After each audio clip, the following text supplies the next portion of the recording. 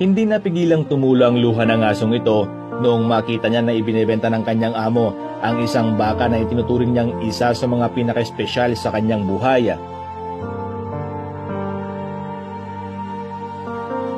Alam naman natin na mga aso ay talagang mapagmahal at kilalang masunurin sa kanilang mga amo, bagay na ikinatutuwa natin at dahil doon ay itinuturing natin sila bilang isang kapamilya o parte na ng ating buhay.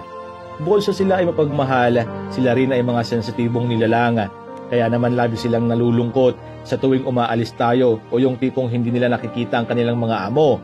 At bukod sa marunong silang magmahal sa kanilang may-ari, ay pinapahalagahan din nila ang mga ibang hayop na kanilang nakikilala.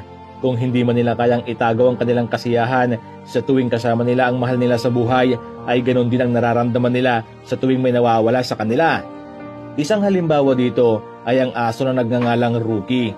Si Rookie ay isa lamang sa mga napakaraming aso dito sa mundo na kayang ipakita ang kakaibang emosyon na hindi kayang ipakita ng ibang aso. Matapos siyang abandonahin ng kanyang ina noong siya ay tuta pa lang, ay napagpasyahan ng mag-asawang magsasakang ito sa South Korea na alagaan na lang siya at palakihin. Sa kabutihang palad ay lumaki naman ng maayos si Rookie. Lumaki siya sa piling ng iba pang mga hayop sa bukid ng mag-asawa kung saan nakatagpo siya ng isang espesyal na makikisama sa isang inahing baka. Itinuring niya itong kanyang ina. Araw-araw siya nakikipaglaro dito at halos hindi niya na ito iniiwan. Magkatabi sila kung matulog, sabay ding kumain at lagi silang masayang nagbabanding. Subalit isang araw ay nagkaroon ng problema ang mag-asawa. Kailangan nilang magkaroon ng pera pantusto sa kanilang pang-araw-araw na buhay dahil buwan na naman ang taghirap noon. At ang nakikita nilang solusyon para sila ay magkapera ay ibenta na lang ang inahing baka sa isa ding magsasaka na medyo malayo sa kanilang bahay. Noong araw na kukunin na ang baka ay dito nakaramdam ang aso ng isang napakalungkot na emosyon. Nararamdaman niya na marahil ay hindi na niya makikita pa ang hayop na itinuring niyang kanyang magulang. Kaya naman dito na nagsimulang tumulo ang luha ng aso na animoy isang tao na nakakaramdam talaga ng pagdadalamhati.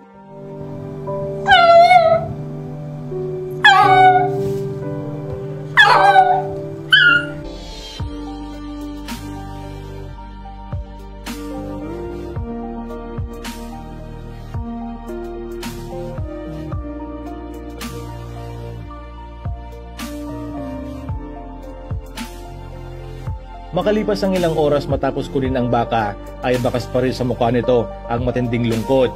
Nang walang ano-ano'y nakarinig siya ng isang malakas na ungol ng isang baka sa hindi kalayuan.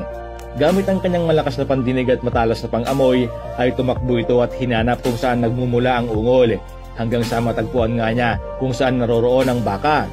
Masayang-masaya ito nung makita niya at bakas sa mukha nito ang matinding pag-aalala. Subalit ang kasiyahang ito ay hindi niya akalaing panandalian lang noong iuwi din ito ng kanyang amo.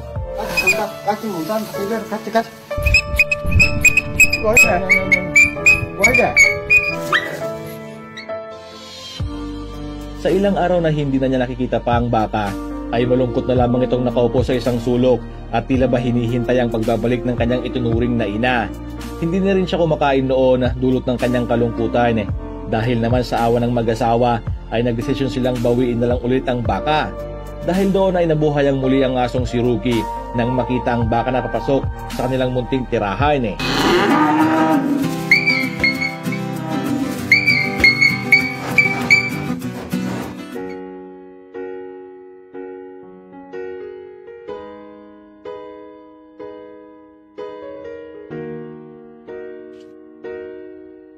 Patunay lamang ang kwentong ito na kahit hayop man sila ay mayroon talaga silang pakiramdam at mayroong matibay na pakikisama sa iba pang uri ng hayop at pagmamahal sa iba.